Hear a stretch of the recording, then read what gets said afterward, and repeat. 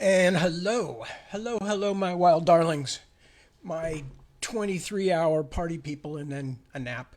Good to see you. I am Tad. I will be here approximately an hour. It is currently 7 o'clock p.m. here in California, which is where I am, looking out at the backyard and various things fluttering in the wind.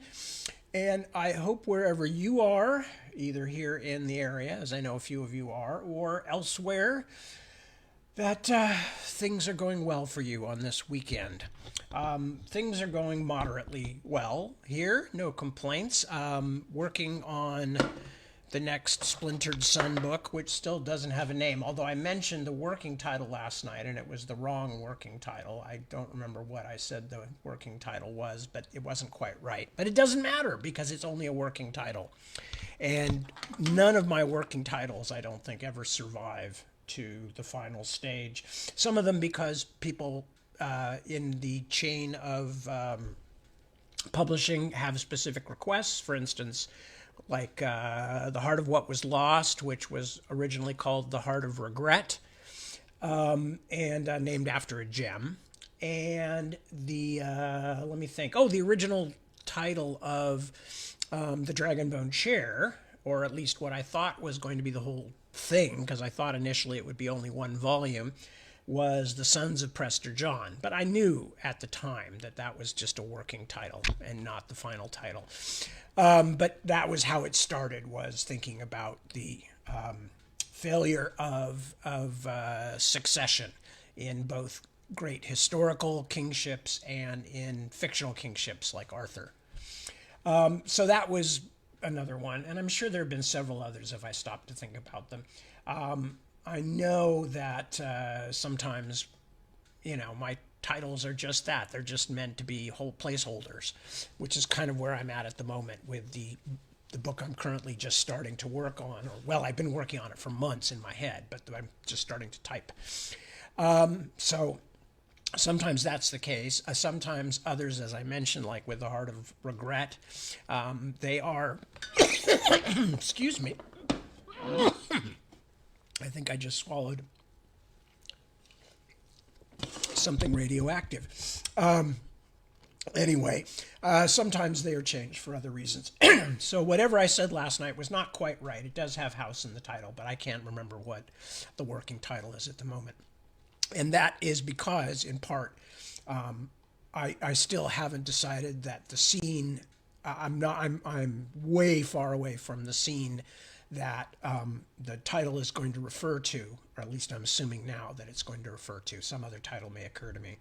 So as a result, there's no point in trying to change it or nail it down unless something just comes to me as a inspiration from on high, which I welcome, because God knows I can use inspirations from wherever they may come. And most of them I have to work for the hard way, which is sitting there and squinting and thinking really hard. And that burns a lot of calories, folks. It truly does. Anyway, so what else is there to describe? Not much, actually. Life is pretty much normal here. Working on various projects that have to be done around the house.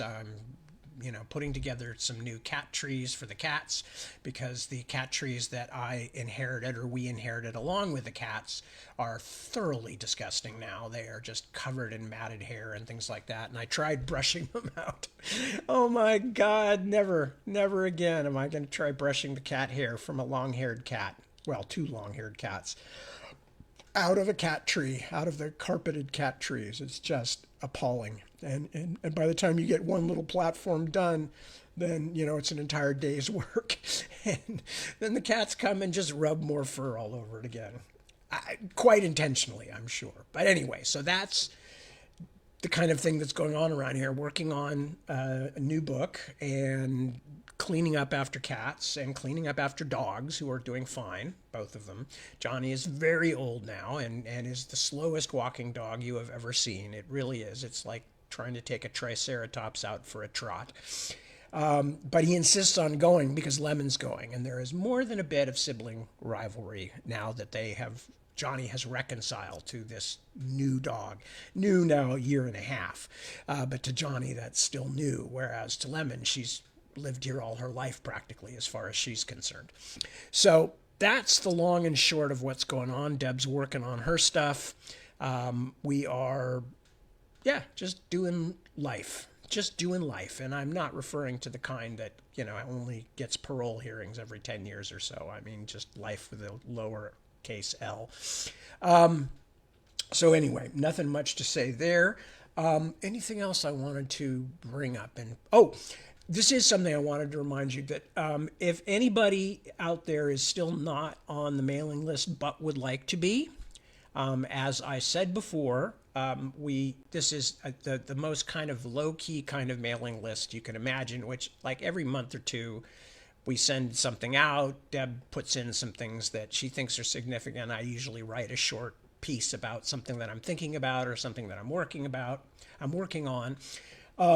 We obviously, I hope it's obvious, we do not use your names for anything else. We never send anything else out that is not absolutely us related, and very little of that as well. I mean, I would like to be able to send out more newsletters, but we only think of it every now and then when we sort of swim up from under whatever thing has currently consumed us. So if you're interested, though, you will get the occasional piece of Tad thought and Deb thought, both of which have their value. Tad thought is usually more gibbery, whereas Deb is more to the point. But the point that I wanted to make is that I kept saying, I'm not even sure how you can get a hold of Deb. And then I realized, or Deb pointed out to me, that's probably a better way to put it, that on my Twitter page, not Deb's Twitter page, my Twitter page, the one that's Tad Author, not the Friends one, the one that's the more general one, I guess, and it just says Tad Author, and it has a very old picture of me with my still red beard of the time. Anyway, that page has got a thing on it where it says contact. Actually, here, let me see if I can bring it up and find out what it actually says. New window. And where is it? Yes, okay, so on the Tad Williams author page, it says contact info, and it's got Deborah's email address. And the reason I kept not quite being specific was because I didn't know if Deb wanted her email address out in the world, but it's there. So on the Tad Williams page, not the one where I change the thing every day, but the one that's more general. Not the one where I change the profile picture every day, but the one that's more general. It says contact info right next to where all of the new posts go up, and up near the top of the page, and it has Deborah's email address. So anybody who wants to get on the mailing list, that's how you do it. You just contact Deborah and she will put you on the list. And as I said, it is used for no other purpose than to occasionally mail things out to people saying, oh, did you know the book is going to be in the stores such and such a date? And I don't write that fast, so it's not like you're going to be bombarded with information all the time. And we do try to get it out every couple of months or so at the most, and I write something for it, some little essay or something. So anyway, that was the thing that I wanted to mention. So thank you for listening to me. Thank you for humoring me. Sorry it took me so long to figure out the actual facts behind that. And as often is the case, I had to have them pointed out to me by my wife. So there you go. Now you know. All right, let me check in here and see who has dropped in this evening to say hello, or at least to make their presence known. I see Christy Sanders. Hello, Christy. Good to see you. Good evening. And I see Kelly, who also says good evening, and I say good evening. And Claudia. Hello, hello. Good to have you with us. Susan Shamblin. Hope you're doing well, too. Mr. Mark Craigbaum. Oh, thank you, Mark. That's really nice. Mark talks about the character of Paul Jonas and his character as a human being. And this is also one of the things that I think is really interesting. And it's, if anything, I think it may be one of the reasons that for some people my books are overwritten, but I've said this before, I'll say it very briefly again. I don't like using characters as focal points unless they are treated as if they were protagonists, even though they may be peripheral to the main story, they may not be main characters, but I'm a big believer. One of the reasons that I went to the format of telling the story through multiple characters was because living in the age that I live in, having lived through the times I've lived through, I don't trust a narrative voice telling you what is true and what is not. That doesn't mean that I don't like books that have that kind of voice. Of course I do. Of course I don't. Of course I do. That's what I'm trying to say. Of course I do. There are many books written that way. In fact, Lord of the Rings, is one of the things I use as an example. There is very definitely a narrative voice in that book. It is a stand-in for the authorial voice. It is also a stand-in for sort of the voice of God in the sense that it always knows what is true and what is not true. And for a number of reasons, I chose to do things differently because I was more interested in the fact that we're all sort of alone making up our own mind in the world we live in. And so therefore, I thought it was more interesting to use a lot of different characters, each with their own point of view, not necessarily in agreement, sometimes in complete disagreement, to tell the story. So because of that, I have, first of all, a lot of point of view characters, or what I refer to as focal point characters, who we are usually privy to their thoughts. We are seeing them in real time, dealing with things, and we as readers are able to make decisions on whether they have made good plans or bad plans, good reactions, bad reactions. But we also can take part of their worldview and use it to build ours, rather than a narrative voice coming in and telling us what is true and what is not true. In a way, it's kind of a bit of a Rorschach for the reader. Who are you going to be more likely to believe the viewpoint of? So that's super important to me. But concomitant with that is that I don't want to have a character who the reader has been participating through for 2, 3, 4 volumes long stories, and then have them not have a resolution of some kind to their own storyline, because there's no point in telling a character's viewpoint if you don't try to show the readers who that character is, what they are like, what they think, how they feel, how they react. But I also believe that you can't do that without also giving that character a full arc. So I try to give a full arc. And that doesn't mean every single one of them has a happy ending or a suitable comeuppance or blah, blah, blah. No, but what it does mean is that by the end of the story, you will have followed them in each of those little focal point lines through the story, and each one will have gone through life during that time and had experiences that changed them or made them think or confirmed them in certain things or whatever the case may be. And I think that's one of the reasons my books are so bloody long, because I got a lot of characters. I use a lot of characters to describe the world and the situations in that world. And then I also feel beholden to the characters to give them a storyline of their own that has a beginning, a middle, and an end within the body of the book. And when you multiply that by about 20 characters, that's a lot of storylines that have to be followed and summed up at the end, or at least resolved in some way. So anyway, sorry to get into that long discussion, but I think that's one of the reasons. So it's always particularly gratifying when somebody likes a character. Now, Mark mentioned Paul Jonas, who is, of course, one of the lead characters, and we're going to be getting back to him in a couple of minutes.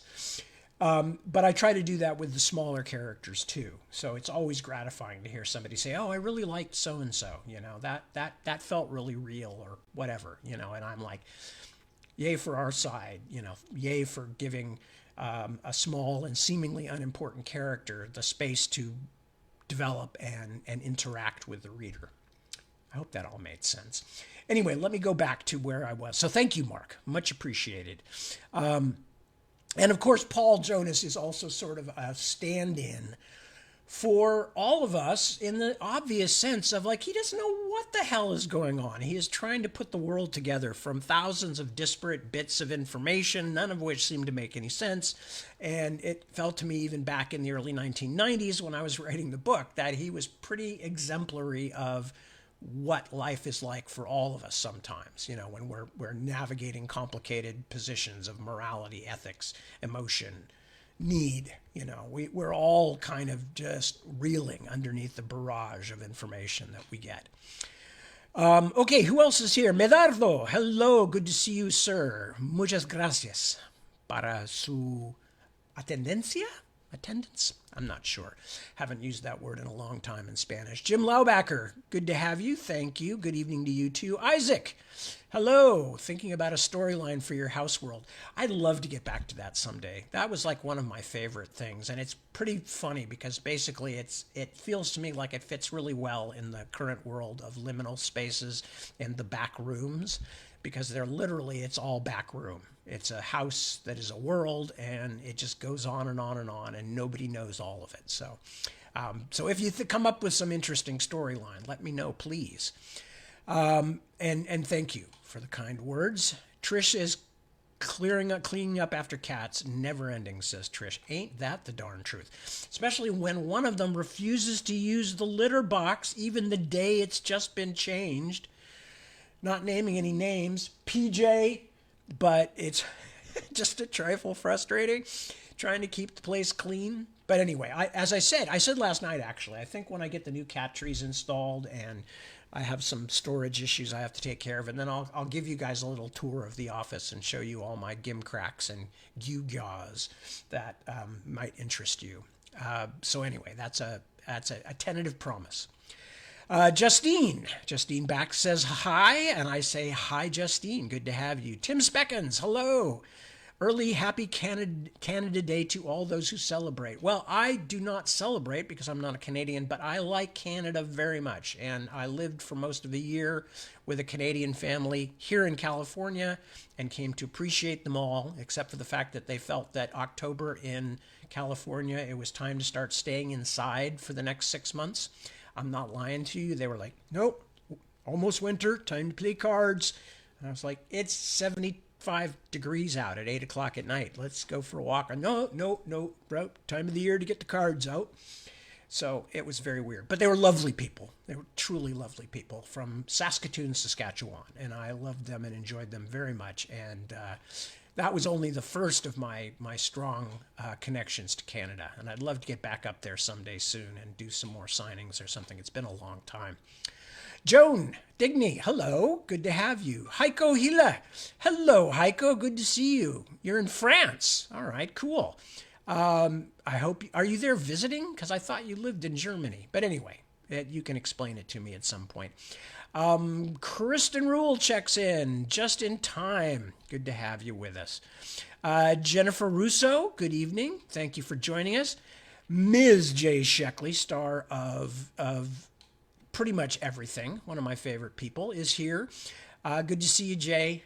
Be well. Ray Weatherford, greetings to you, sir, and welcome aboard. Tracy McClatchy, greetings for terrifying and sad Colorado. You have my condolences.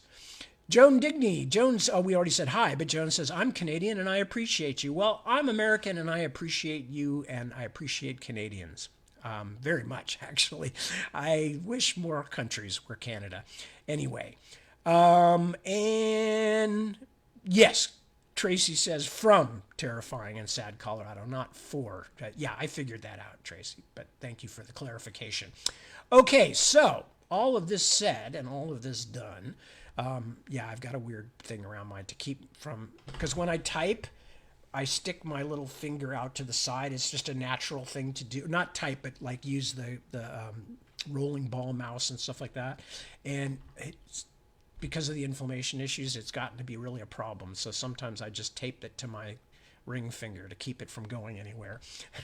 To keep it in line, as it were. Okay, so we're going back to the book. And where we left off last night, Paul Jonas, the aforementioned, was woken up in the middle of the night with a spear stuck up against his gut, fortunately not shoved all the way through. And Birdcatcher, the one who had never liked him, was going to kill him and send him back to where he thought Paul was from, the land of the dead. Various things happen, including Paul getting a very mysterious message through the sick child of Birdcatcher, when Paul tried to help to see if there's anything he could do. And he got a very weird, mysterious message from the bird woman who he keeps seeing in dreams.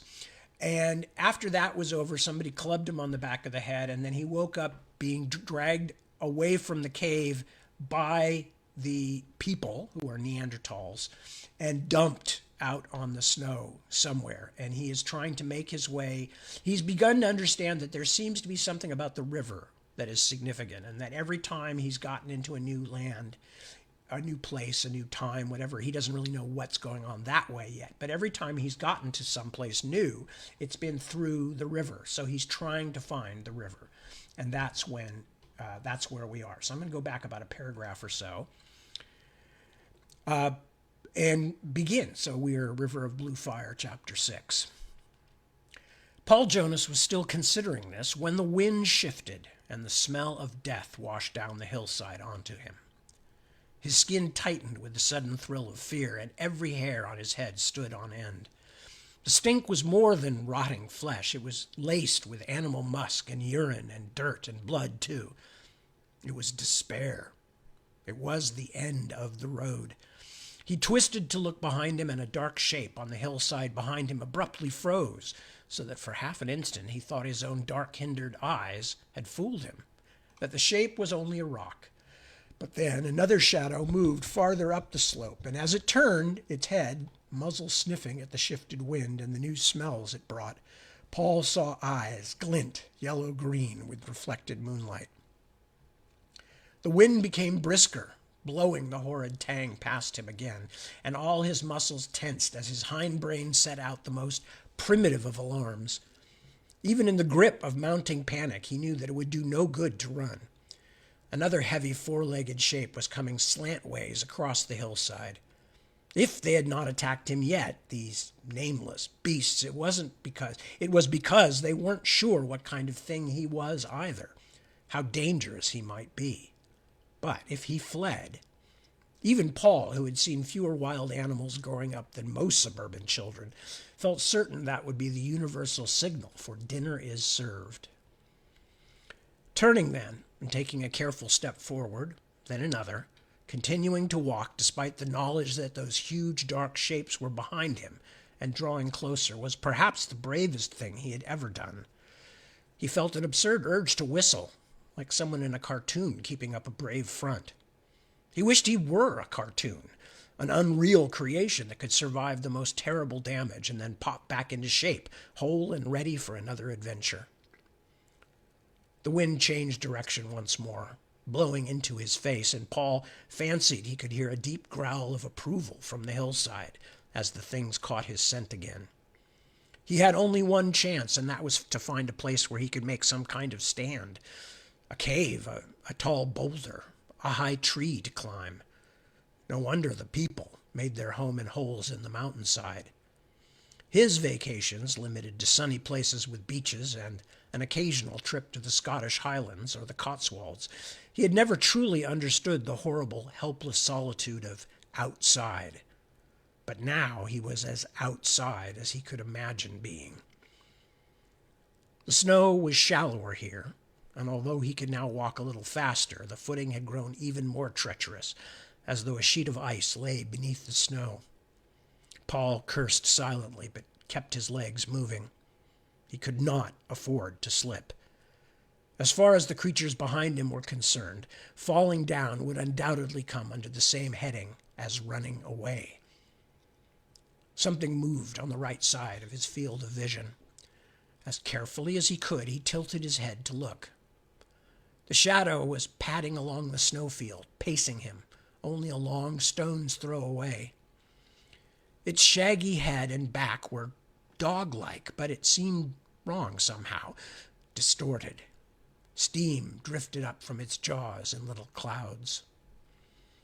The ground beneath him was almost entirely flat now, but even the stunted trees were becoming scarce. He could see nothing before him but unfigured whiteness, no stones, no shelter. He looked back over his shoulder, wondering if he could circle around and move back up the hillside to some of the rocks he'd passed earlier.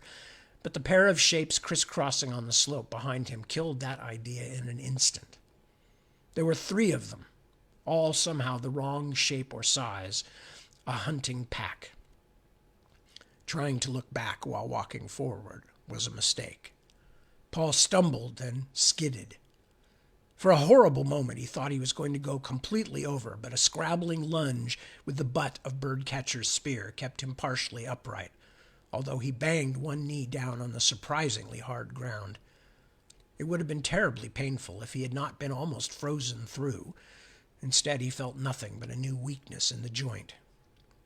The 3 shapes, now close together again, stopped to observe his struggles, eyes pale gems hanging in the darkness, winking on and off behind the curtain of their smoking breath. Even with his hand, it was hard to find purchase on the slick ground beneath the dusting of snow. As he labored to push himself up, he realized that it was ice, an entire sheet of ice onto which he had fallen. The initial outrage at this further indignity was pushed aside by a burst of unexpected hope. The river? As if sensing his tiny revival of spirit and wanting to put a quick end to it, the nearest of the 3 shapes abruptly loped toward him, covering the distance effortlessly. It moved so much more quickly than he had expected that it was only a dozen meters away when Paul suddenly realized what was happening and raised his spear. "Hey! Get back!" He waved his free arm violently, then jabbed at the dark shape with his spear, hoping that it did not recognize the sheer terror in his shrill tones. The beast stopped, but did not retreat. It regarded him with lowered head, and a deep pulsating growl shook the air between them. It was then, with a shock like a physical blow, that Paul realized what had seemed so very wrong about these things. The creature was some kind of hyena, but far, far too big, as tall at the shoulders as a small horse, its body broad and thick-boned. The steaming jaws were wide enough to close around his whole torso. The beast growled again, a powerful rumble he could feel in the center of his bones. The sound jellied his legs, and Paul had to fight to remain upright. The wind brought the stench of dead meat and musk back down on him. His heart, already beating too fast, seemed to be running downhill, in danger at any moment of a fatal tumble. Cave hyena. The name came back to him abruptly, something he had seen in a documentary or in a natural history exhibition. As if it mattered what this horrible monster was called. Cave hyena, the stalker of the Ice Age plains, a walking death machine that no man had faced for 500 centuries. Paul took a shaky step backward. The hyena moved a matching pace toward him, head still low, eyes glowing will-o'-the-wisp green. Its 2 companions' paw crunched down the hillside and fanned out on either side with the unhurried nonchalance of contract assassins. Paul lifted the spear and waved it again. He tried to shout, but could make no sound except a choking gasp. "The river!" he thought wildly. "I'm on the river!" But what good would it do him now? He had no idea how to use it to travel from one place to another, and he knew he could no more outrun these monsters than he could saddle one of them and ride it at Ascot. The nearest hyena growled again, then lunged forward. As the creature came toward him at a slow trot, he dropped to his knees and did his best to brace the spear against the slick ground. The thing shambled down on him, picking up speed, slower than a normal hyena, but far faster on snow than Paul was. Perhaps it did not see the spear against Paul's tattered clothes, or perhaps it did not know what a spear was. Mouthed so wide he could feel its breath like the heat from a furnace vent. A full second before it reached him, the hyena drove onto the spearhead with a shock that almost tore Paul's arms from their sockets. He grunted with pain and hung on to the shaft as he felt the spear crunch through muscle and gristle. The thing let out a howl of pain and crashed into him. He was flung sideways, as though he had been hit by a car, and the spear was almost torn from his frozen grasp as the hyena stumbled by. Paul was jerked straight out onto his belly and dragged an agonizing distance across the ice before the spear worked loose from the animal's flesh. Stunned, Paul lay on his face for a second, trying to remember which were his arms and which were his legs. He heard a noise like a pistol shot, and for a mad moment thought that, as in Peter and the Wolf, a huntsman had come to save him with a big gun. Then he lifted his head and saw the wounded hyena suddenly slide backward into a black hole in the white ground. A snarl from behind spun Paul around. The other two beasts were loping forward on their thickly muscular legs. He staggered to his feet, slipping and skidding, and in hopeless despair raised the spear above his head to swipe at them. There was another explosive pop, then another, and the very ground beneath him shot out radiating crooked black lines, so that for a moment it seemed he stood at the center of a spider web. The ice shuddered and settled.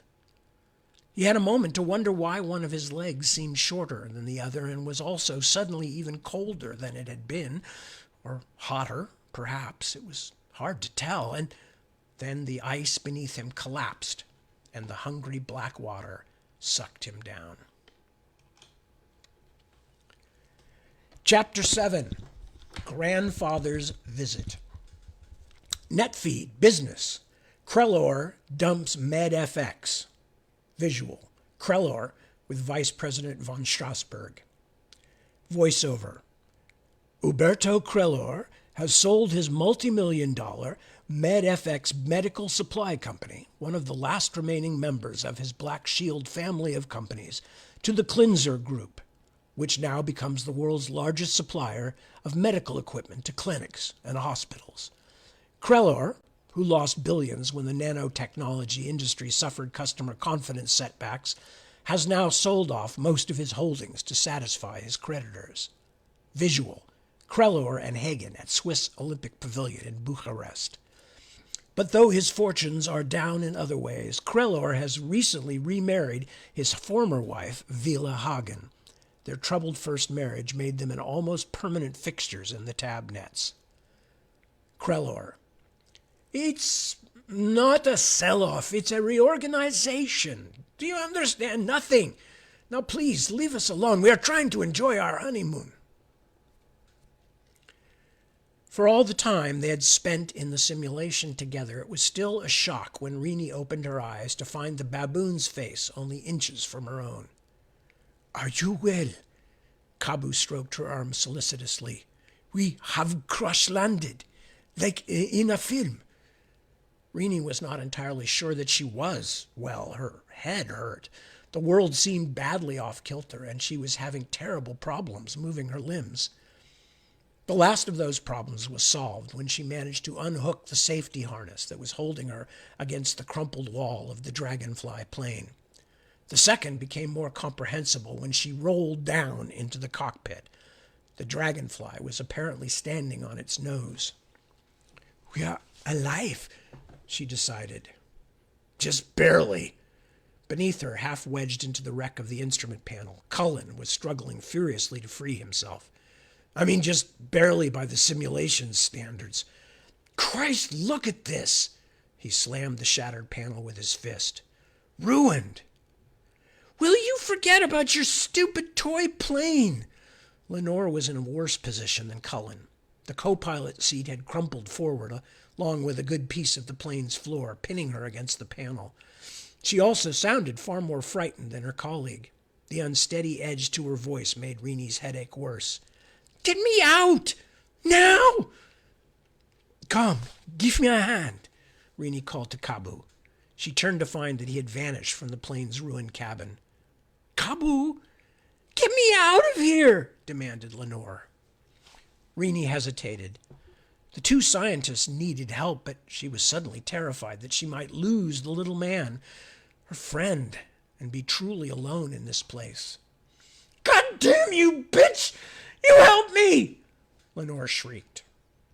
Rini whirled, shocked, but the look on the woman's well-simulated face blew her anger out like a candle.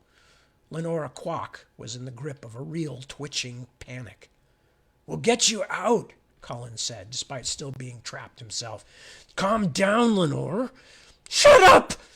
She scrabbled frantically at the wreckage that restrained her. Rennie hurriedly began shifting the bits of cabin that had settled around Cullen, marveling again at the complexity and realism of the simulation. Even the broken things broke in convincing ways. "What are you doing?" Lenore shouted. "You've got more things on top of you than he does," Rennie explained as gently as she could. "If I can get him loose, he can help me. I don't think I can do it myself. Where's that goddamn monkey?" The woman's eyes roved wildly around the cabin, as though Kabu might be hiding from her. I don't know. Just try to be calm, like Cullen said." "You don't understand." Lenore was wild-eyed, breathing harshly. "I can't feel my legs. They won't move." "Oh, for God's sake," said Cullen. "That's just panic, Lenore. Power of suggestion. It's a simulation, and right now it's holding you in one position. Nothing's happened to your legs. Don't be stupid." Rennie gave him a hard look. "Cullen, please shut up." "Here, see." Kabu had appeared in the hatchway, originally a respectable opening in the belly of a simulated plane, now occupying a tower window position several yards above them. "It is a tone from a plant." He dropped something down to Rennie, who caught it as much in self-defense as anything else. It looked a bit like a smooth antelope horn, as long as her outstretched arm and nearly as wide, tapering to a point at one end. She tried to bend it, but could not. "This might work," she told Kabu as he clambered in beside her. With the thorn as a lever, she was able to bend back a large enough portion of the instrument panel to allow Cullen to slide free. As he stretched and rubbed his sore joints, his partner's panicked demands began again. All right, he said. "You're really scan-bound, Quack. You know that?" "Let's just try to help her." Rennie found what seemed a good fulcrum point for the lever and began to work at pulling back the co-pilot's chair. Don't waste your energy. There's an easier way."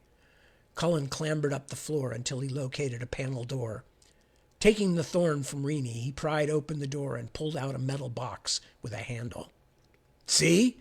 Because of Kunohara's stupid rules, we have to have a damn virtual repair kit in our damn virtual plane. Is that insane or what?" He climbed back down the upraised floor and took a wench. Let's try that again. Took a wench. He climbed back down the upraised floor and took a wrench from the toolkit, then removed the nuts that held the co-pilot seat to the floor. The crash had crumpled the Dragonfly's framework. It took several kicks before he could knock the seat off its tracks. A few more minutes of surprisingly hard work permitted them to pull Lenore free. I still can't move my legs," she said in a quiet little ghost voice. Rennie liked this new tone even less. With help from Kabu's agile feet and hands, they managed to haul her up to the hatchway and then carefully lower her 3 body lengths down to the ground. The Dragonfly had crashed head first, auguring into the forest floor like a World War I biplane. The delicate wings had fallen forward over the buried nose, and its shiny, cylindrical tail pointed toward the sky. I can't walk," Lenore murmured. "My legs won't work." "The shit, utterly," Cullen snapped. "Look, in case you've forgotten, we were about, I guess 30 minutes ahead of that Essaton swarm, and it's going to raise hell at the hive if we don't warn them." He paused. A more uncertain look moved swiftly across his long face. "Not to mention that we're in front of it ourselves." "Oh, my God!" Rennie, immersed in the problem of getting Lenore out of the broken plane, had completely forgotten the army ants. "Oh, Jesus, mercy, they'll eat us! Oh, God, how horrible!" "They won't eat us," said Cullen disgustedly. "They'll just keep us from warning the hive, and we'll lose more money than I can imagine having to reprogram and rebuild.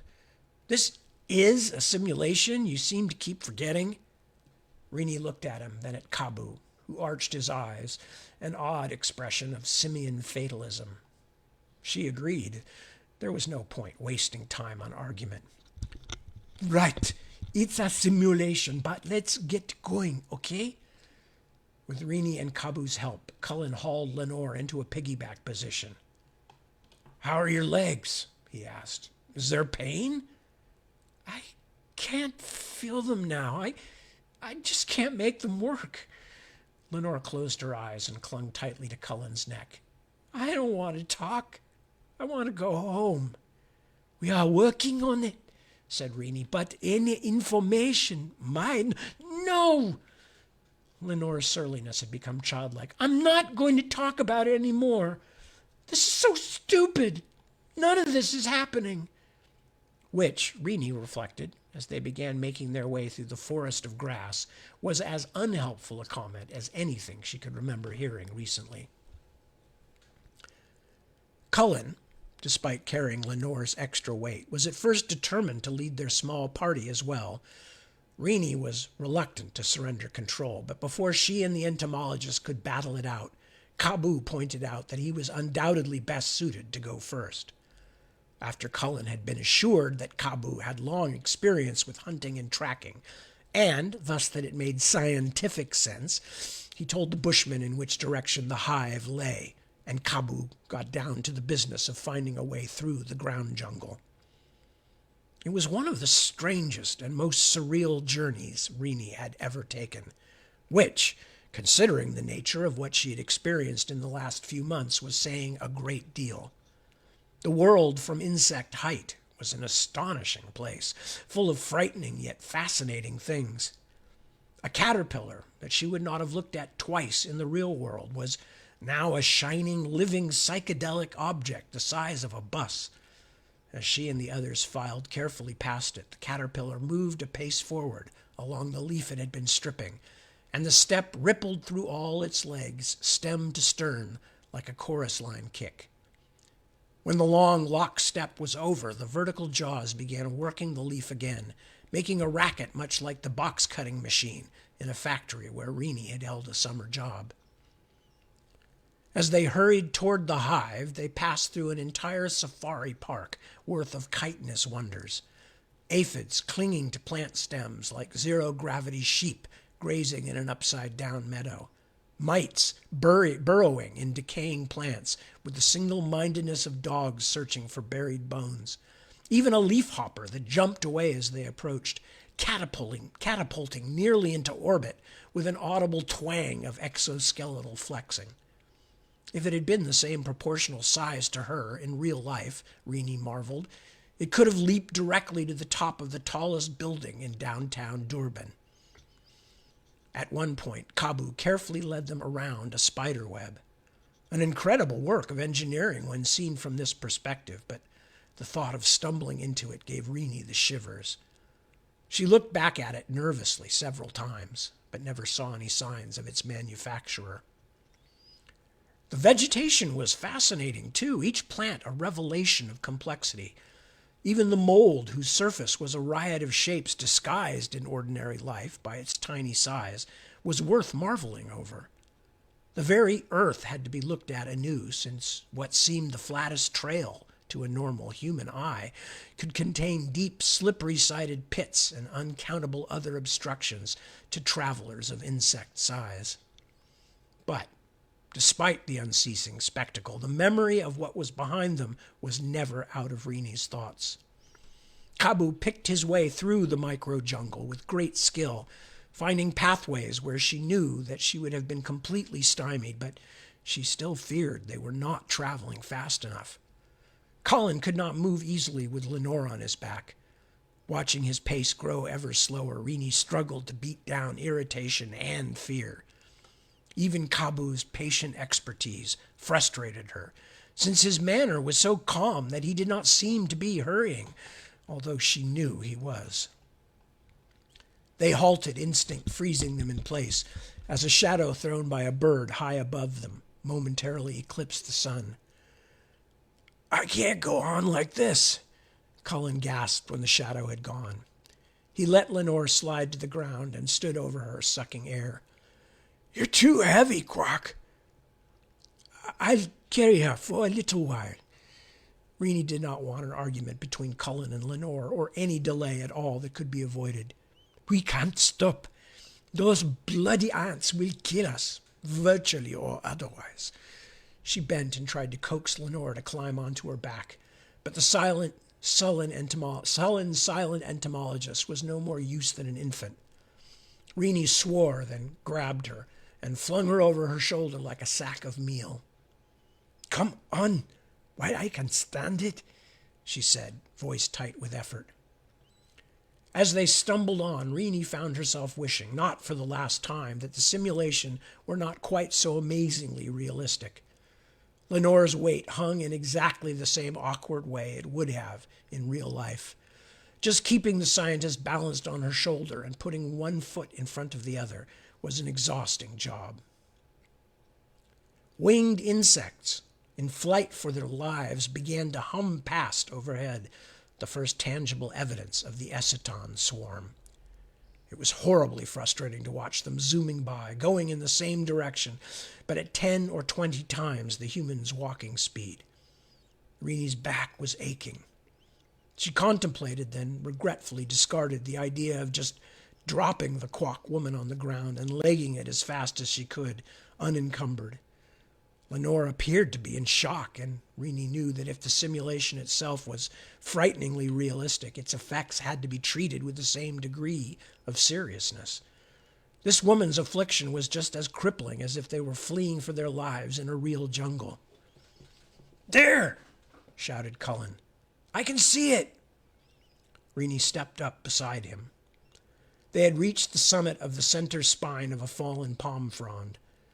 From this comparatively high place, lifted above the leaf mold of the forest floor, they could at last see the hive's windows glinting from the distant hillside. "How far is that in RL distance?" she panted. "If we were normal size? A few meters? If only." "Yeah," Cullen said, "if only."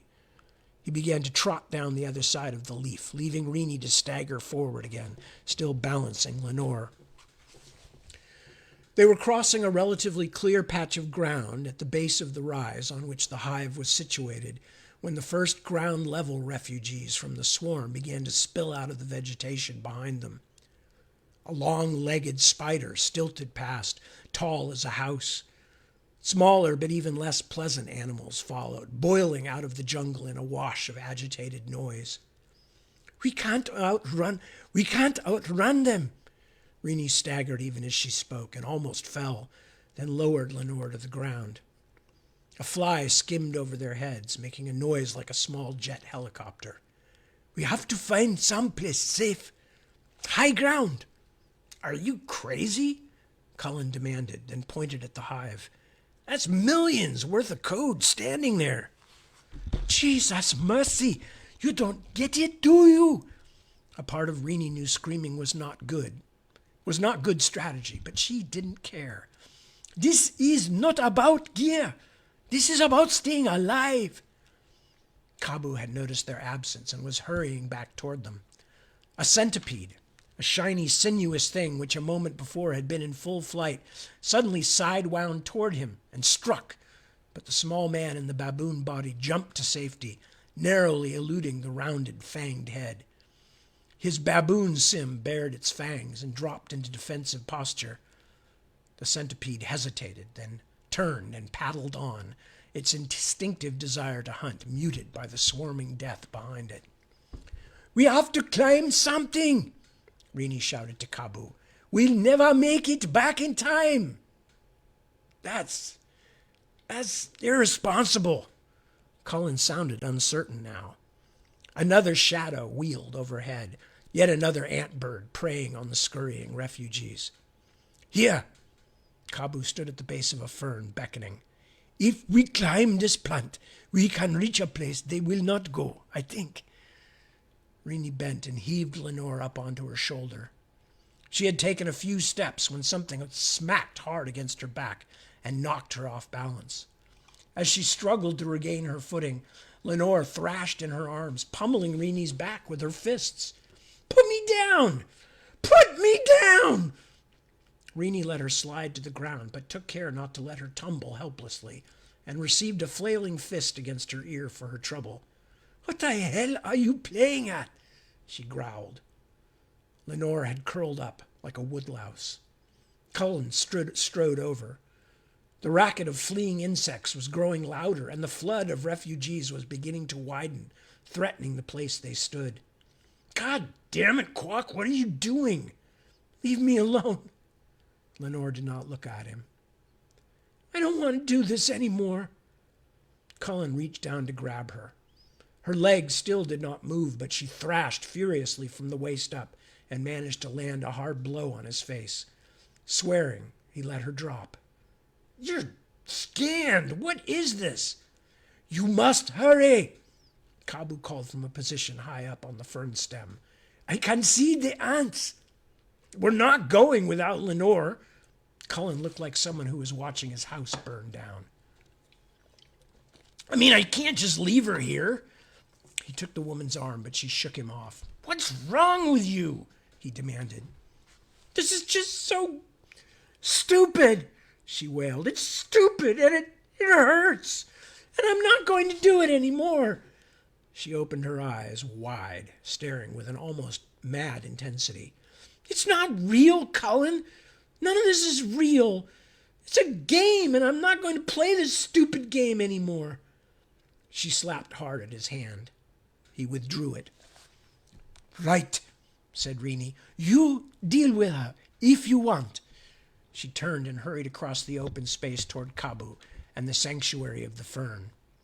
A beetle veered from the leading edge of the oncoming throng and ratcheted past in front of her, creaking like a sloop in full sail.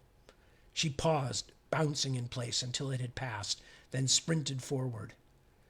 "I can't just leave her," Cullen shouted after Rennie. "Then don't! Stay!" Rennie reached the bottom of the stalk and grabbed at the thick fibers that covered it like a pelt, scrabbling with her boots until she had pulled herself off the ground.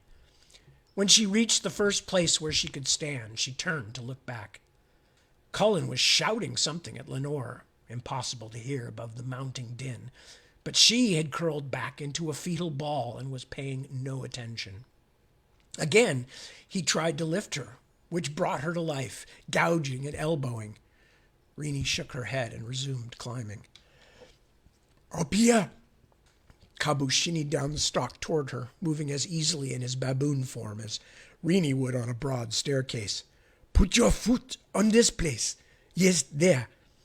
Why will that Lenore woman not come?" "Shock, I guess. I don't know." Rennie's foot slipped, and she dangled by one arm for a moment, kicking in heart-freezingly empty air, but Kabu reached down with both hands and clutched her wrist, giving her the courage to look for a foothold. When she had found one, and was again firmly set, she saw Cullen reach the base of the stalk and begin to climb. The noise grew louder, rising until it was like the roar of the ocean in a narrow cove. The sky was filling with hopping and flying insects of all sizes. Some skimmed so close that their wingtips scraped the outer fronds of the fern, making the leaves dance. The horde on the ground grew even more numerous. Diving antbirds snatched some of them, but nothing slowed the exodus. Rennie and Kabu reached a point midway up the fern where the distance to the next jutting stem was too great for Rennie to climb without exceptional difficulty, so they moved away from the central stalk and into the folded gully of a leaf. As they stepped onto it, the curling fronds swayed alarmingly, bounced by the breeze rather than by the inconsequential weight of the tiny humans. Cullen appeared behind them, talking to himself. "She'll be all right. It's just she'll be pushed offline. This system's locked anyway." Looking at his pale, worried face, Rennie no longer felt any urge to argue with him. They made their way across the leaf's hairy surface until they were near its outer edge and could see Lenore in her white jumpsuit, curled on the ground far below like a discarded grain of rice. Staring, Rennie felt Kabu's hand close on her arm. She looked up to follow his pointing finger.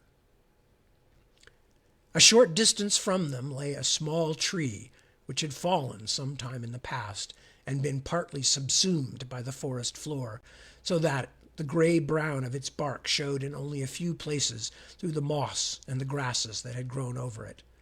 From Rini and Kabu's perspective, it was as tall and long as a line of hills. The Essiton army had reached the top of the log and swarmed along its summit like soldiers on a captured ridgetop. The first few scouts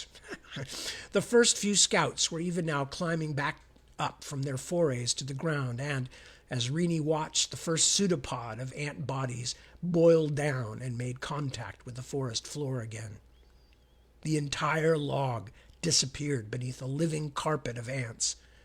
Moments later, the swarm was extruding tendrils of troops out across the open space Rini and the others had just vacated. "It's not real," Cullen said hoarsely. "Remember that. Those are numbers, little groups of numbers. We're watching algorithms." Rini could only stare with horrified fascination as the ants flowed forward. One of the leading scouts approached Lenore's unmoving form and stood over her, probing with his antenna, like a dog sniffing a sleeping cat, then turned and hurried back to the nearest arm of the swarm. "The simulation kicks us out when something happens," Cullen was almost whispering now. "That's all. It's game. Like she said, Kunahara's goddamn game." He swallowed. "How could she just lie there?" Kabu's grip on Rini's arm tightened as Lenore was surrounded by antenna-wagging workers. "Use the defense spray!" Cullen shouted. The tiny figure did not respond. "Damn it, Quack! Use the solenopsis spray!" Then suddenly she did move, struggling to crawl away on elbows and useless legs, but it was too late. From the corner of her eye, Rini saw Cullen flinch. "Oh my God," he said, "she's screaming. Oh, Christ, why is she screaming? It's just simulation. There's no pain function." He trailed off, gape-jawed and ashen. "She's just frightened," Rini said. It must be horrible to be down there, even if it's only a simulation." She found herself praying that her own instincts were wrong. "That's all. Oh my God, they're killing her!" Cullen leaped up and almost overbalanced. Kabu grabbed his jumpsuit leg, but the baboon's mass was too small to do much good. Rini grabbed the scientist's flight suit belt and pulled him away from the edge. We have to," he bubbled. "We can't."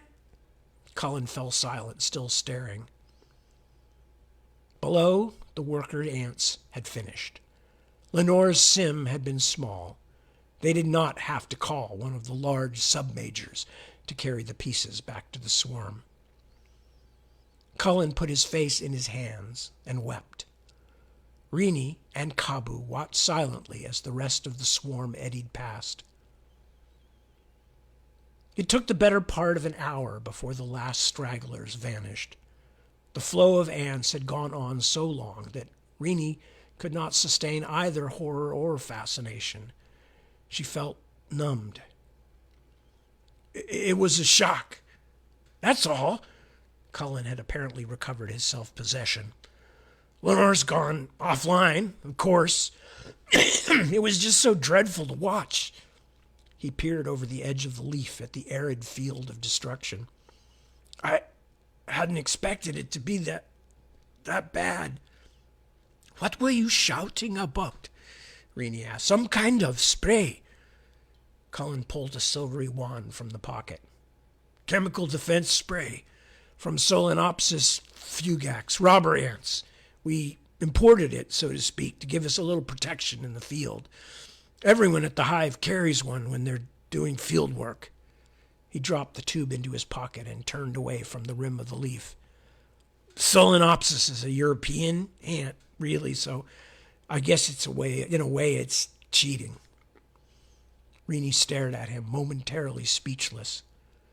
Only someone living in a fantasy world, or She supposed someone who was a scientist to the core could watch what had just happened to his colleague and still be talking as though the whole thing were only an experiment gone slightly sour.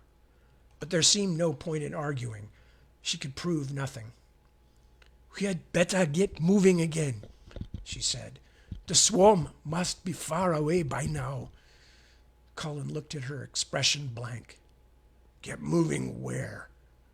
"To the hive, I suppose. See if we can salvage something so we can get out of here." Kabu looked up. "We should go back to the river." "I don't know what either of you are talking about," Cullen said. "The simulation's wrecked. I don't understand you people anyway. You act like this was all real. There's no point in going anywhere. There's nowhere to go." "You're the one. You are the one who doesn't understand." She began walking toward the stem of the leaf, their route down. "In fact, there's a lot you don't understand, and I really don't have the time or strength to explain now. But even you must have noticed that things have gone pretty seriously wrong. So, if you want to survive to see RL, real life again, I strongly suggest you shut up and get moving." And that's where we're going to stop for tonight. We didn't quite get to grandfather. I misjudged again. But that's okay, because we did get lots of ants. Excuse me. Anyway, thank you, as always, for joining me for my Sunday early morning and evening readathons. It is very appreciated. It's lovely to have company. I hope you will all take good care of yourselves over the coming week. As far as I know, I will be here next week, and we will read some more of River of Blue Fire, including finding out what's going to happen with Rini and Kabu, because there's still lots of stuff to come on that particular in Bugland, because there's still lots to come in that regard. Until then, take good care of yourself. That's job one. Take good care of yourself so that you can then take good care of the others in your life, your friends, your loved ones, your families. And you may have a little energy left over to keep an eye out for those who you may not know so well, but they need a kind word, a helping hand, a couple of bucks, just a sympathetic ear, whatever the case may be. The world is full of need, and the only people that can solve that are other people. So bear that in mind. Until then, I thank you once more for joining me. I say peace be on you, and I will see you very soon. Arrivederci, ragazzi.